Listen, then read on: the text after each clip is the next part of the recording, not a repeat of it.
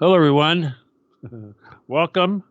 My name is Stephen D. Kelly, and this is the Stephen D. Kelly Show. This is Truth Cat Radio, www.truthcatradio.com, and it is 4/4/2024.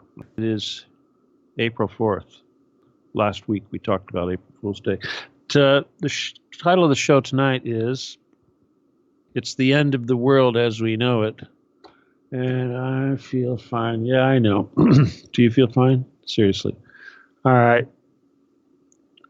I apologize for what may come off as doom and gloom, but I don't want to present this as a doom and gloom premise because seriously, I think that our movement is really what's important. And I think that anything that does happen, we certainly have a big hand in it. But on the world stage, things are starting to move fast, and it's going to bring about some radical changes, and at the very least, radical reactions from our enemy, the ones that are controlling this country, that we'll talk about during the show. But I want to talk about Russia a little bit, and by Russia, I mean Vladimir Putin. And it's something that I probably wanted to discuss with you guys a little bit before, but I never really had the way to slip it in there. But I think I finally figured out what the deal is with Putin. And here's the thing. We know that Russia, the former Soviet Union, had been completely devastated and conquered by the Bolshevist forces, which you could trace back ultimately to Russia's enemy, the Khazars. Now, we know we can't say Khazarian mafia right away, so right away we know that there are Khazars out there that resent this.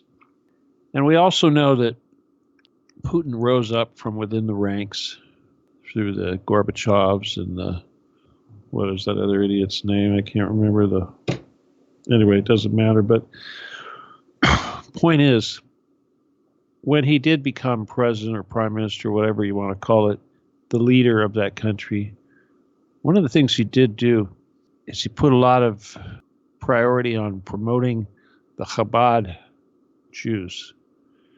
Okay, now bear in mind that these guys were responsible for the destruction of the Soviet Union and the subsequent fire sale that allowed so many of these oligarchs to be created when they were buying Russian assets for pennies on the dollar, or should I say Soviet assets.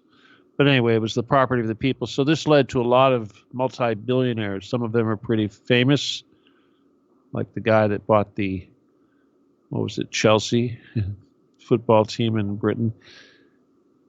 When you think of these oligarchs, think of all these guys that were getting their yachts, well, what's a good word for that? Confiscated. Anyway, the point is that it appears to me that what happened was that by building up the power base of Chabad in Russia, we know it's primarily in Kiev and those portions of Ukraine, but he allowed it to flourish over there. And of course, the Soviet territories, all of the real estate that was once the Soviet Empire, made up 45% of all the Jews in the world, Chabad or otherwise. So you have to wonder why he would promote Chabad and making it the fastest growing Jewish sect in Russia, when they only represented 2% of the entire population of Jews, roughly. So you think, what the heck, is he in their pocket? Well, he certainly was in their pocket for a while, the lead rabbi and all that. But the thing is that just as anything that this guy does that I'm learning, he's extremely shrewd. And he has a long-term game plan that is extremely important. Now, what happened was he took out 3 of the top oligarchs that were potential threats. He took out the biggest threats, ones that would interfere with his power. And of course, this is after he had achieved the power that he needed. But in order to achieve that power, he had to embrace the Chabad mafia as if he was one of their puppets. Well, after he went and threw three of them in jail, I can't remember, Korodovsky was one of them. There was others, I think, but he basically confiscated their fortunes. And this was all it took for him to be able to control the rest of them that didn't want to lose their fortunes. Now, bear in mind, there's a lot of these guys over there, these oligarch billionaire types. And of course, they're all Chabad, but he made a masterful move. And he was able to launch a war against the very same people and their power base in Ukraine. And when he says he's going to denazify Ukraine, what he's really saying is he's going to wipe out the Chabad, which of course is the real Nazi base. I don't expect that you'll see him, well, executing any guys with black hats, but he knows what he's doing. Now, why is the world going to change? You know, I've been saying that the Ukraine thing and what's going on with the dollar and the world position and BRICS, et cetera, but the reality, what's coming right now, we move into summer, the ground hardens. The attrition campaign that they've been waging in Ukraine across an extremely large front, big long line of foxholes and minefields and everything, has reached a point to where there's nothing Ukraine can do. Now, just recently, yesterday I think it was, in Politico, which is a magazine, unknown Ukrainian military authorities basically divulge just how bad the situation is. Now, when we say unknown authorities, we have a pretty good idea that this is the recently ousted Zaluzhny faction, which is the guy that was running the military over there, who is very well connected or part of the Nazi movement over there, the Banderites. But now he's in exile, and he's starting to talk shit, and basically that means he's starting to tell the truth. So what is he saying? Well, in a nutshell, he's saying that there is no technology available or any technology at all capable of stopping what's coming. And basically, he says that there's the sheer bulk of the number of troops that are built up that are going to come plowing through the front line at any time. This is exactly true. But when he says technology, he's referring to things like HIMARS missiles, F-16s, some other new technology that we could deliver that might do something, Patriot missiles, something that can stop the bombardment. The thing that Russia's doing right now, if you really look at it, they're doing quite a bit. They're using the drones pretty extensively, and of course they could correct fire with these drones, and they've gotten to the point now where they can drop a howitzer shell directly into the door of a little bunker hideout. It's amazing what they're doing with these drones. And of course, there's the Zircon missiles and the Kinzhals and what have you. And I'll tell you, these guys, the Zircon, it goes Mach 9. It can go from the Black Sea, not the Black Sea, but the, what is that big one? Caspian Sea. It's an inland sea where they have their little navy over there. Nobody realizes what they think it's not. They think it's because it's a landlocked body of water that it's irrelevant. No, they can launch one of these missiles from a ship in the middle of the Caspian Sea, and it can hit anywhere in Ukraine 6 minutes later. That's traveling, what did I say? 9 times the speed of sound. Mach 9. There's nothing that can stop this thing. There is no way that radar can detect it, and there's no weapon system, defensive system that could stop it from hitting its target. Nothing. We don't have this technology. China does. We don't. Well, what's really doing the big thing right now, what's really softening up the front line, getting it ready for what's coming, is these 500, I think they're 500 kilo, maybe 500 pound, but they're big, giant bombs that they drop off of their jets, the Sukhoi 25, I believe. And they'll put 4 of these things on there, and each one of these things now has these JDAM type technology with a little thing they strap on there that basically deploys wings and helps guide it towards its target and adds correction and what have you. And basically they can drop these things again with extreme accuracy, and because of the wings, the jet can just get up real high and let it glide down and turn around and scoot. So it's pretty safe for the jet that's dropping these things. But the point is that Russia's producing so many of these things now, whatever they call them, that the constant bombardment of these things now on the front line is basically devastating anything. There's nothing that can really hold up to this. It's one thing to drive up a tank or have a drone dropping a mortar, but this is, or a howitzer, even 155 millimeter shell. Nothing has the power of these things here. I mean, sure, they're not going to fire $1 million missile at the front line, but they will drop these guided gravity bombs by the thousands. And this is destroying anything there is of the front line and any ability for them to hold a front line. And if you've been paying attention, they've fallen back now to some of the furthest defensive positions that they've ever had. They've lost multiple layers of defensive positions. They are unable to create new defensive positions fast enough to keep up with the retreat. They've been basically, Zelensky has been signaling retreat. He's been saying that he may have no choice but to retreat if he doesn't get his money. He's $60 billion. Now, of course, the Republican Speaker of the House, Mike Johnson, I guess his name is, he's such a jerk. Anyway, he's one of these Christian fundamentalist types. He's trying to push through this $60 billion bid for a support package. And of course, this isn't going to make any difference. But one has to wonder why are they still doing this? It's like the last payday or something, because even the generals over there, former generals, are saying it's over. So what's really happening is that it's looking like it's going to be completely over in about 4 months. I know this sounds pretty ambitious, but once the ground hardens and once they're done softening this line, which it's getting pretty soft right now, they could go through and penetrate this thing anytime they want. But they're doing this attrition thing, and they're just completely destroying this line and destroying the morale. And bear in mind, there are no more reserves. There's no more men. The so-called deployment that they wanted to do, another 500,000 man deployment, it's not happening. The people of Ukraine are not having anything to do with it. So no soldiers, no war.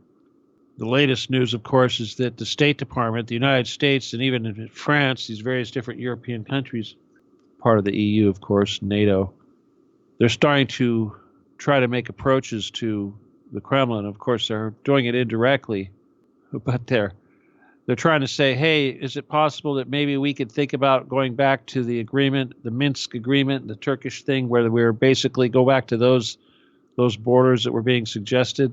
And of course, the Russians at this point, they have no interest in this whatsoever. So basically, the United States and NATO are signaling that they want to give up.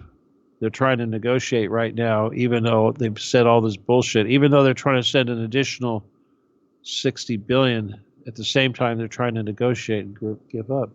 Well, over in Russia, there's at least 30,000 men contracting with the government to serve every month. And this has been going on for some time, plus or minus, of course.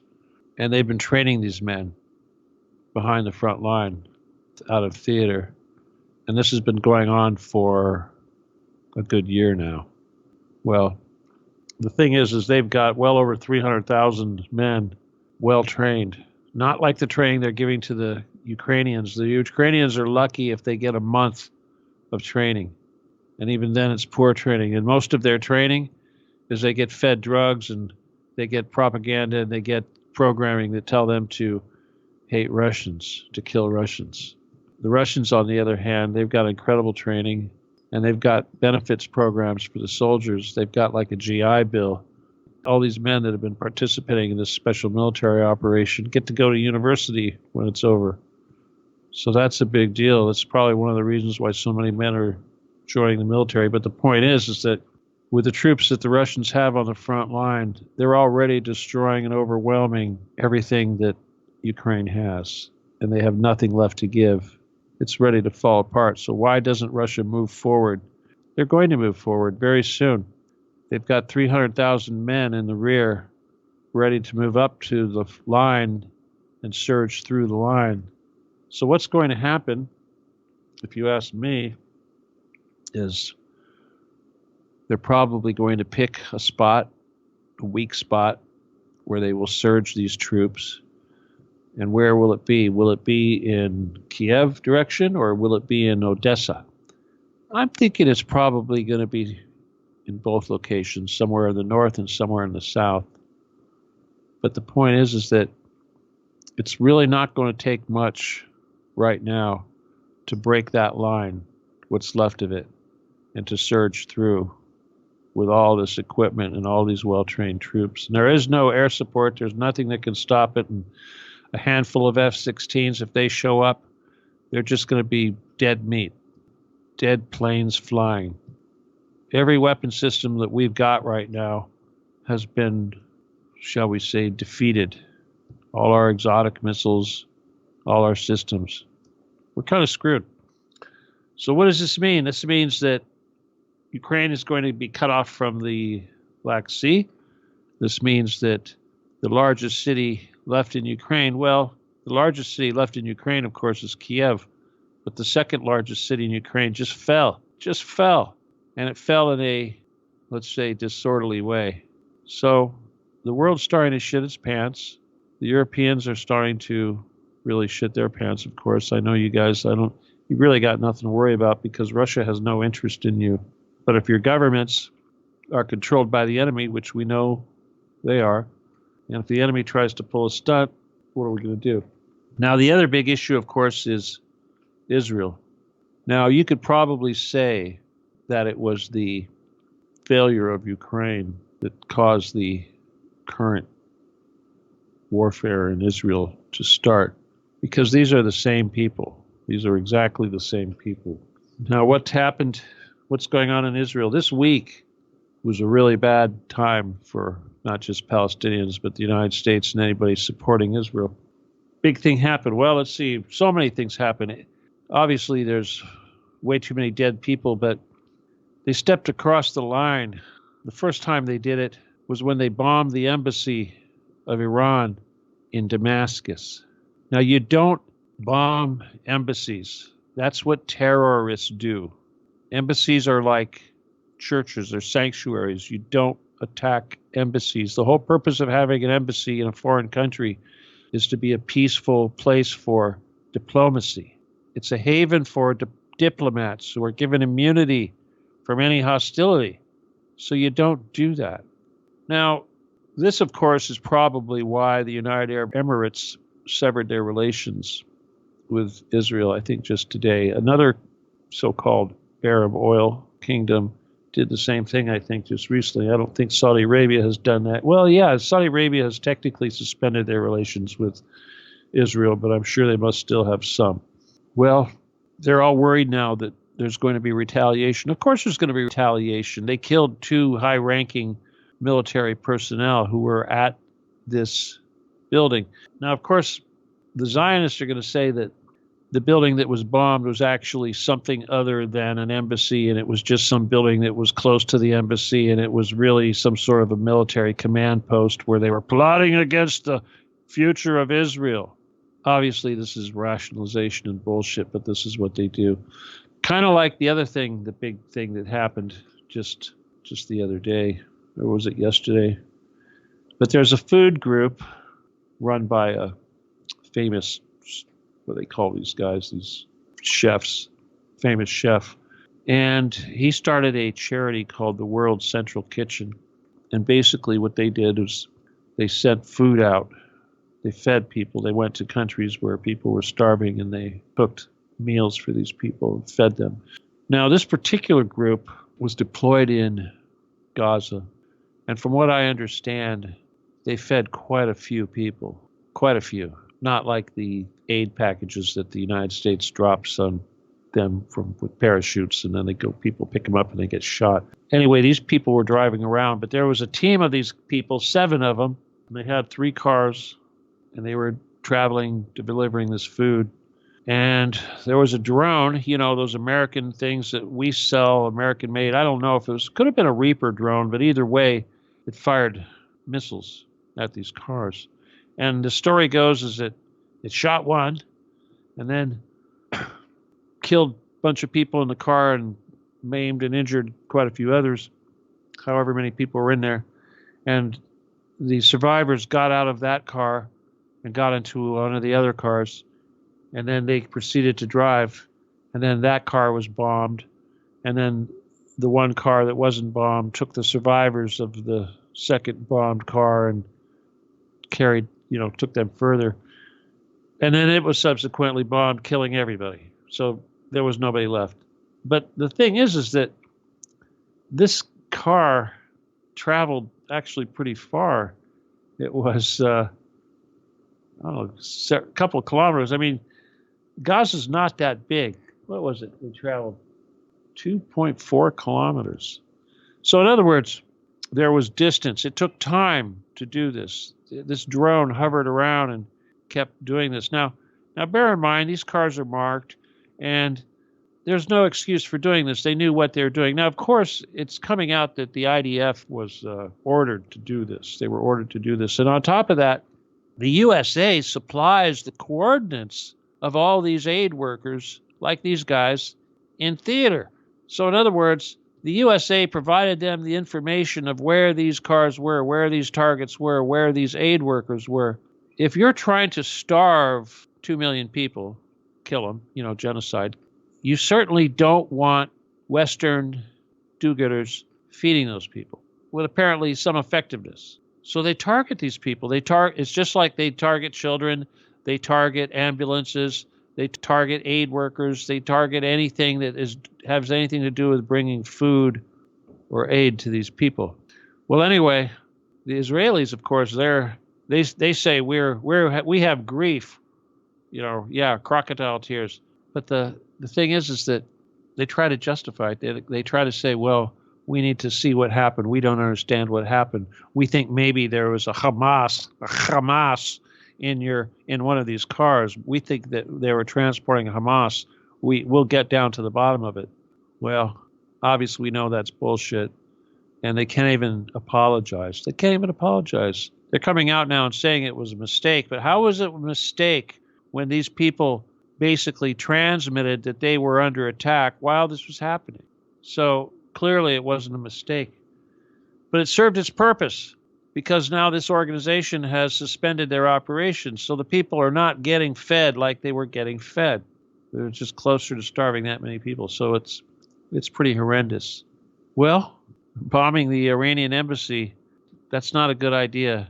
But obviously they're trying to draw on Iran to it. Why would they want to draw Iran in so bad? Because Iran, very soon, they're getting really close, is going to be too strong to take out. Every day that goes by, the Iranians get richer and they get stronger, and their military gets more experienced, and they build more weapons and more missiles and more devices that surpass our own technology. They're going to be unbeatable very soon. Iran knows this. Iran borders Russia. China borders Russia. This is a huge landmass. Look at the BRICS countries. The United States is screwed. Well, anyway, they're going to do it because of a few reasons. And one, thanks to Putin, they're going to lose their base of operations once and for all in Kiev, in Ukraine. And this is something that they have worked to build for hundreds of years, as they've slowly worked from being refugees in Lithuania back into these Russian territories. But this wholesale attack on the Slavs is not going to work. These people are going to resist, and they have resisted. I thank Putin for that. The other thing that we really should be concerned about is this Crocus Hall incident, because the Russian security services are actually pretty good when it comes to tracing back transactions and electronic wire transfers and things like blockchain and crypto and all that. They can figure out who paid who and who's connected to what, and they can find this information. And this is what they're doing, and they're not telling us what they're finding, and nobody is really releasing information except the United States is now trying to say that they had told the Russians specifically that there would be an attack on this Crocus City Hall concert. But they gave the date of another time when there was a particular band playing, a particular performer who happened to be very nationalistic and attracted a very nationalist pro-Russia crowd. So it was logical that this attack would take place when this guy was playing because, it's a good optic. But much like typical strategy, apparently the Russians did have a high level of security during the time of that concert, and whatever operation was planned was put aside and postponed, carried out during another concert for another band that was not necessarily the original target. But for whatever reason, the security wasn't what it should have been. So there's a lot of, let's just say, drama going on about why that is. But the point is that much like when Flight 800 was shot down, when I asked the Getty people why did they shoot down Flight 800, they said because they missed the jet that went up before it. So there you go. Never waste a good false flag. Never waste a good terrorist attack. You can't do it one day, do it another day. It may not be the target you wanted, but it'll still be effective. Well, anyway, the point is that, as I said, Russia has been patiently and thoroughly investigating. And when I say Russia, it's not just Russia, it's also other countries that are friendly to Russia, such as Turkey, where these people supposedly came from. So what's happening is that dots are being connected, and these dots are going to lead back to Chabad. They're going to lead back to the mafia. They're going to lead back to the same enemy that we know. They're going to lead back to Israel. And most importantly, of course, they're going to lead back to Ukraine and the United States. Now, I believe the United States knows this is coming because our State Department has been kissing Russia's ass as of late and asking them to please stop blaming the Ukrainians and please end the investigation, because it's like we said, it's ISIS and ISIS is ISIS, and you don't need to ask any more questions. We all know who ISIS is, who created ISIS. This shit is going to blow up. And I'll tell you, this is the perfect definition of a false flag.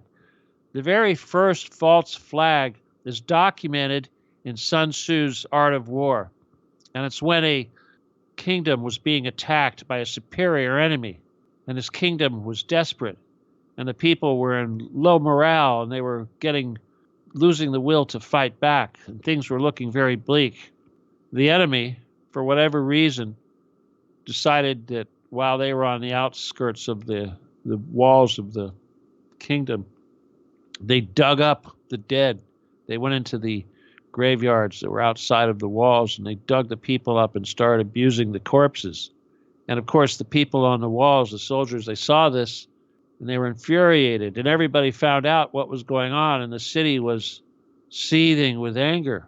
So what happened? They mustered up all their forces, they opened the door, and they went out there and they slaughtered that enemy because they were so pissed off. And that, of course, is the first time where an atrocity was used to rally a population, to get the fire, to want to go out and fight, to get revenge, to attack the enemy and destroy it. This is all that thing did in Russia. That's all it did. More and more people now are going to join the military. And there's nothing the United States can do. They may have less troops, but there's nothing we can do. We can't nuke them. We don't have nukes that are any good anymore. Sure, we've got submarines, but Russia's got submarines, and Russia has the ability to shoot down our missiles. And what's the best thing we've got? We've got a stealth bomber that can carry a bomb in its belly and drop it over something. That's the best thing we've got. The Russians, of course, have a much larger arsenal. Let's hope they never use it. But either way, you know that the world is not going to accept much longer what the Israelis are doing, what the Zionists are doing, what the mafia is doing. That's going to end. The world opinion is going to change. You can't sustain that. All of the death and destruction that's taking place in Gaza is the result of our weapons that we're delivering, and there's no way that can continue. And short of a revolution, nothing will stop it until the next administration comes in, and there is no guarantee that Trump will do anything to stop this. Because what is Trump doing? He's telling Netanyahu You need to end this right away. You need to end this right away. That doesn't mean stop. That means kill everybody as quick as you can while Biden's still in office so that he doesn't have that blood on his hands and he doesn't have to have the killing continuing. People of Gaza, there can't be anybody left in Gaza. They have to be gone before Trump can take office. Because if Trump takes office and there's still resistance, there's still people in Gaza, they haven't managed to kill them off, drive them into the desert or the ocean. No. And of course, the United States, they offered to build that dock so the big ships can come in. Well, what is that? That's kind of like the Jews coming from Europe, from Germany into Palestine on those ships. It'll be the same thing, only it'll be Gazans being delivered into Europe and elsewhere. That's what they want. What does this all boil down to? Well, here's the thing. If you haven't noticed, our economy has taken a big crap. What's his face? Biden. He needed to fill up the National Petroleum Reserve. It's at its lowest levels it's been since they made the thing. I think they've only got 17 days left of strategic reserves. And they came and said, look, it's time to fill this thing up. And Biden basically said, oh, no, we're not going to do that right now. Gas is too expensive. Well, what do you think is going to happen? Gas is going to get expensive. It's going to get very expensive, especially when so much of it comes from Russia and the Middle East, which are all working as a bloc right now. And on top of that, the Ukrainians have decided to make the Russian oil facilities their number one target. They think that if they destroy the Russian oil facilities, that somehow that will cripple Russia and cause it to not have enough money to build weapons to continue the fight, and it will be somehow a bad morale thing. Well, what's the truth? The truth is all it's going to do is make gas for everybody more expensive. It's going to make the prices go up. And what's that going to do? It's going to make countries like Iran even richer. Even richer. So they can't help themselves. They really want to screw us over. Now, there's going to be a transition coming either way, one way or the other. And I want to say that I know that we certainly have a big deal, a big part of it, the Jedi and what have you in the movement. And I can tell you that the Occupy the Getty movement isn't going anywhere. I may go somewhere, but the movement isn't going away. It's too deeply embedded out there, so badly. And what happens is that when all of these events take place, when we see NATO fall and be destroyed, when we see Ukraine fall, when we see all of these institutions that are run by the enemies, the same people that control our country and the so-called West, the collective West, that's going to be very traumatic. And like I said, prices right now, they just raised minimum wage here. I don't know where you live, but over here it's $20 an hour. If you work at McDonald's, you're flipping burgers, whatever you're doing, you're going to get at least $20 an hour. When I was an engineer, I got $15 an hour, 30 grand a year. Yeah.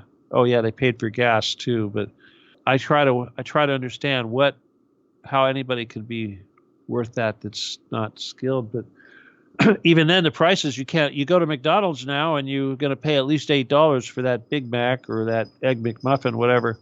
Companies are just going to go out of business. So the system is broke, obviously. They don't have that in Russia or China, but we have it. Well, the Getty movement, though, is not going to go away. Like I said, more and more people are getting involved. And as this trauma hits everyone, as they're starting to lose money, lose jobs, they start to get attacked and terrorist stuff happens, with the immigrants and everything else we've got going on. It's going to happen. But when it does happen, more and more people are going to flood to this cause. And unfortunately, a lot of bad stuff is probably going to happen. But the end result is that we will be left standing.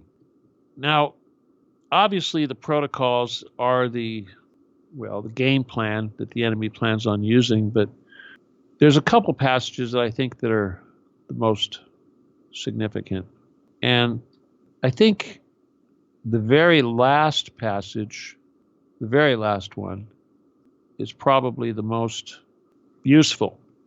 Because I think that when Trump comes in office soon, because the Biden people, if we can survive Biden, if we can get past the Biden administration without having a nuclear war, because obviously they're going to go scorched earth as much as they can, But if that could possibly happen, if Trump could come into office, and of course, so many people right now are depending on Trump to save us, to take away all the damage and pain being caused us by Biden.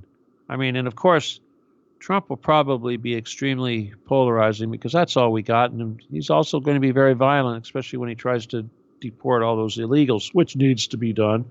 But the thing is that you guys are going to find out slowly, maybe not you guys listening, but of course the majority, the MAGA majority out there, the 70, whatever, how many million people that still love Trump, they're going to find out a couple of things. One, they're going to find out that he really is a Chabad Jew, and he really is beholden to Israel, and he really is an actual mobster, and he really is an actual pedophile, and he's no different than Biden, except a lot more money. The last show I said 100 times. Now he's probably got several thousand times more money than Biden, but that's irrelevant.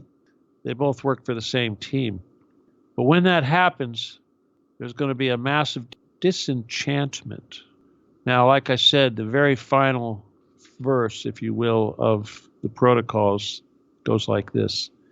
Ever since that time, we have been leading the peoples from one disenchantment to another, so that in the end, they should turn also from us in favor of that king despot of the blood of Zion, whom we are preparing for the world. They think they are. They think they are. Basically, the way I see it, this is a good way of saying that when everybody realizes that this two-polarity pendulum thing going on here, that both sides of the pendulum are the same damn side, it's all bullshit. When that finally happens, when the people finally wake up, and of course, I don't know about the Biden fans, they think they're brain dead, but the ones that think they're Christian, the ones that think that Trump is also a Christian, those people are going to have a rude awakening. And unfortunately, it's going to take a major trauma to do so. Because these people, sometimes you got to smack a mule over the head more than once with a 2x4 to get it to wake up. And I think the world's going to have to go through that 2 or 3 smacks before they really wake up and realize what's going on. But I don't believe that these elders, these ones that think they're controlling the world, the ones that are responsible for this protocols, I don't think they know what's really going on. And I think they give themselves too much credit. And I don't think they have the power to decide who this king despot is or who it works for. I think that destiny is destiny, and they do their best to manufacture it and manage it into the way they want. But they also say in the protocols that they don't know what this despot will do. Nobody knows what the despot will actually do. I'll tell you what the despot's going to actually do. He's going to wipe these guys out. He's going to end their blood of Zion bullshit. It's kind of like Jesus coming into this world as a Jew. He's one of them, but he's also the end of them. He was the groom that had to die for the divorce to take place, the end of so-called God's chosen people, if you will.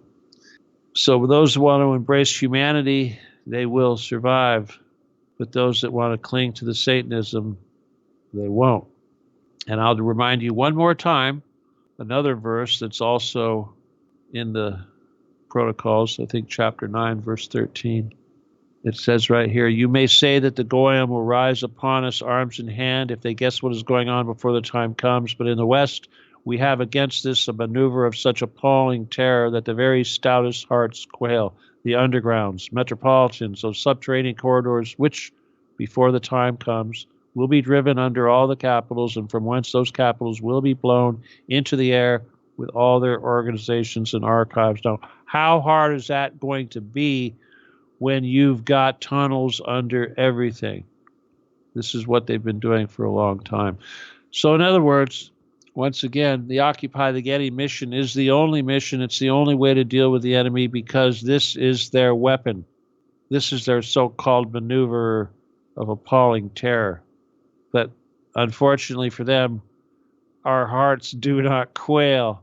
We are stouter than what they expected. We're not afraid of this. We're ready to call their bluff and take out their metropolitans to end their reign. They've put everything into this. Everything. This is all they've got. And we're onto it. And we have a plan. And we intend to end them. And they know that we will end them. And the only thing they can do is try to negotiate, kind of like our State Department trying to negotiate with Russia when they know they're defeated. They wouldn't be doing this if they weren't defeated. And these guys will do the same thing. Thanks to the Jedi, it will happen. And when this despot, which is just a king, takes the throne, they will not have any control. That's what's coming. So don't be afraid. Just realize that this is only going to be a trauma for those people that aren't ready, who are stuck in the Matrix. That's not us. All right? So Occupy the Getty is still the plan, people. And I have a lot of confidence that you guys keep doing what you're doing, spreading that word. It's not going to go away. It's out there so thick, it's not going to go away, and all we have to do is keep doing it. Everything will fall into place. Okay, first of all, I see our numbers are pretty high tonight. We're still fluctuating a little bit, but I want to thank you guys for being here. I got to do a commercial, but basically, there's a couple things. First of all, the event that I'm doing in Los Angeles, we're now in the countdown, the final week. If you're thinking about going to this event at all, you need to do it right away. You need to reach out. You need to do whatever. And of course, in the final week, it's going to be the most expensive. But if you're dying to go to this thing, you need to talk to me, and you need to talk to me yesterday. Okay? Email me, law17gun@aol.com. We'll see what I can do to help you out. But like I said, though, I'm really looking forward to it. And I'm really looking forward to seeing all of you that are coming out. And I can't wait. Can't wait to do this presentation. In fact, I'm even thinking about writing a book on the bulk of what I'm talking about at this event. But either way, I look forward to it. But on the other hand, I know that a lot of you are probably spent all your cookies on going to this event or whatever. But because I basically noticed in the last month or so, I don't really get many donations. I did get $25 from somebody the other day, but I think that was the only thing that came in for well over 30 days. So, like I said, those $8 Big Macs and the hikes in cost of living, it's I'm definitely feeling it. But so I'm going to once again just remind you guys, if anybody is in a position to help out myself, Truth Cat Radio, I would appreciate it. And I do admit I did have to spend money on my teeth, and I did have to spend money on getting some glasses and stuff like that. And of course, I spent a lot of money on this, going to this event. So I feel your pain if you, when you look at how expensive it is. Obviously, I don't think I can afford to be doing this, especially if I'm not making money. I can't do this stuff for free if I'm not and spending all this money. It's really crazy.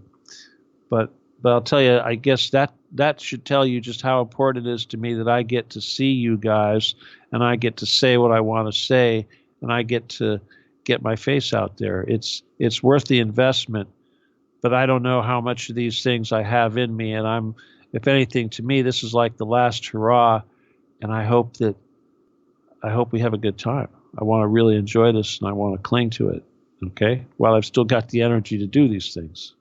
Anyway, not trying to be negative, but if you want to help me out economically, if you run into some whatever gets good, I don't know whether you got tax refunds coming or something, obviously you have to use a PayPal, and it's Stephen Kelly 714@yahoo.com. STEVENKELLEY, what did I say? 714@yahoo.com. And of course, the email for the book or any of that is, or healing, or if you want to be a Jedi, that's the one I gave you earlier, law17gun@aol.com. Okay. All right. What else do I want to tell you? If you haven't joined the Telegram group, please do it. And the Twitter, of course, is doing pretty good. Although I got to tell you, Twitter is kind of a part of this dual polarity thing, because if anything, I think that Elon is basically allowing hatred to fester by allowing stuff to be posted. And I know freedom of speech and all that, but at the same time, some of the crap that's being posted is definitely pissing people off, especially in a racial way. There's certainly a lot of behavior that's being filmed by perpetrators and witnesses that's making it into the internets. And sooner or later, this is going to cause some serious racial tensions. And in fact, you may have already noticed that it is. You know, young black males punching white people, sucker punching them, especially young women. My God. Men don't do that, okay? Men don't sucker punch women. Old women, young girls, whatever. They want to they think they're somehow manly by knocking people the fuck out. Not cool. This is the kind of shit that's going to lead to some massive bloodshed. So, once again, we need to work against that by propping up our mission, getting people focused on something important instead of something that's created by the enemy. Okay, then. All right, I'm just going to say thank you again to all you guys, and please help me any way you can. I know there's a lot of people out there that can do stuff, promotional stuff, T-shirts, whatever. Anything you can do, please do it. Occupy the Getty. If you can push Occupy the Getty, I need Occupy the Getty shirts. Okay, seriously. I need somebody that can make quality product that can represent us, that can help us get that out there. We need to make this hip. We need to make it the thing. All right? All the cool kids need to be saying Occupy the Getty. That's just the way it is. We need to do this now. We need to have as many people doing it as possible. Okay? All right, everyone. Again, thanks for tuning in. And I hope you, I hope you didn't mind the content tonight. But again, I owe you everything. And I look forward to seeing you guys. Oh, by the way, there won't be a show next week because I'm going to be at the event in LA. I got to open it up. They expect me to be on stage at this time, 6 o'clock next Thursday. So you're going to hear a recording. But never fret. I will be back. Okay? Anyway. All right, you guys. Thank you so much for being with me again tonight. My name is Stephen D. Kelly, and this is Truth Cat Radio. This is the Stephen D. Kelly Show at Truth Cat Radio. And I hope I see you real soon. Okay? Anyway. Adios. Well, no, I'm sorry. Good night. God bless. Adios and goodbye.